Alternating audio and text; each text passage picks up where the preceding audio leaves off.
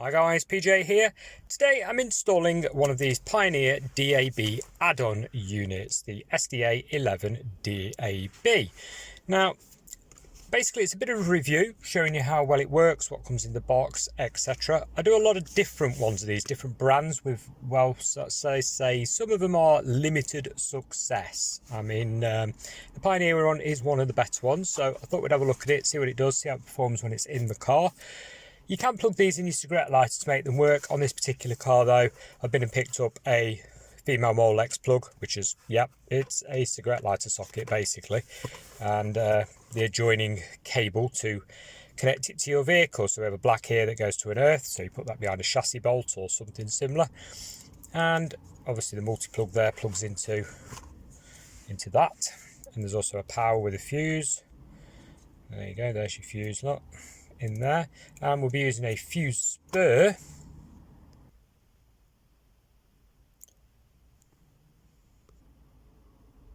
to basically power the item up. So here's my fuse spur, and basically what this does is plug into your fuse box. So on a Corsa, for example, your fuse box is here, and we're going to use the fuse that runs the cigarette lighter on this particular car, which is tucked right up there out of the way, and the cigarette lighter on this particular car does go on and off. So depending on what where the fuse box is on your car and what circuit you're using will depend on how you do this. So let's open the box up, have a look what you get inside the pack. So we get a suction mount for the window screen, pop that to one side, the actual unit itself there, quick camera cut there, and there we go, there's the actual unit. Nice high quality, looks the part, very tidy, very slim, doesn't weigh anything, so it shouldn't bounce around when you got it on its little mount there. We've also got in this bag what looks like the antenna. There we go, sticks to your window screen, little magnet there, sticks to the roof above your headlining, so it sort of tucks in above your headlining and sticks to the roof. And then we have aerial connection, so we run that down the screen pillar of the car under the dashboard to wherever you're mounting this thing.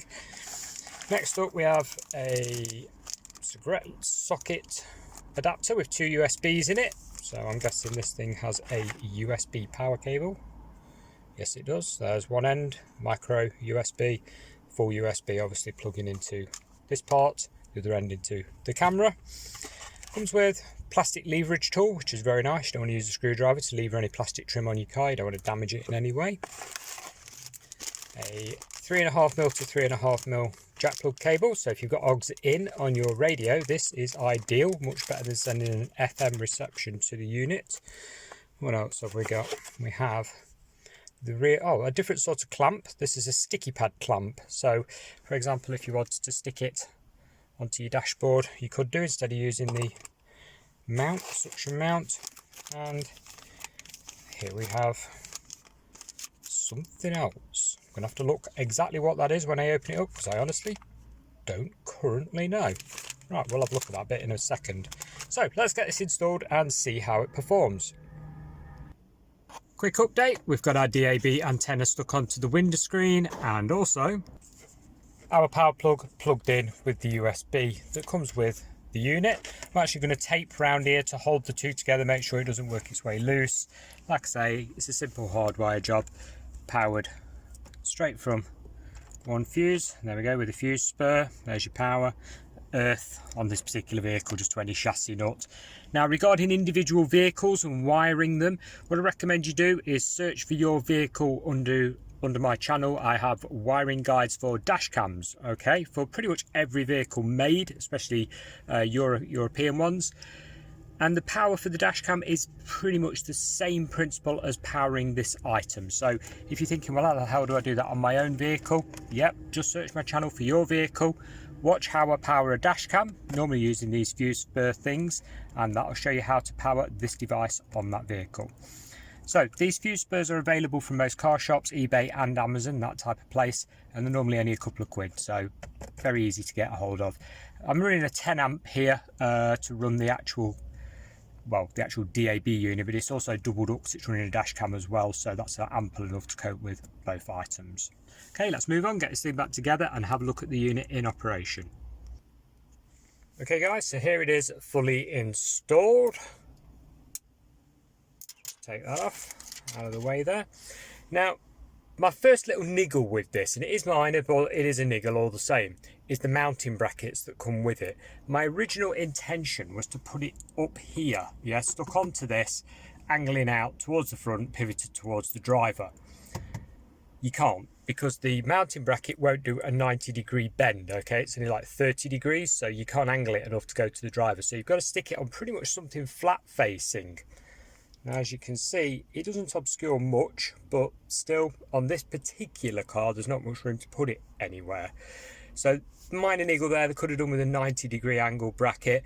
As for putting it on the window screen, well, you can't put it in the middle of the windscreen because it's illegal. It's actually in the wiper sweep zone, so that wasn't an option.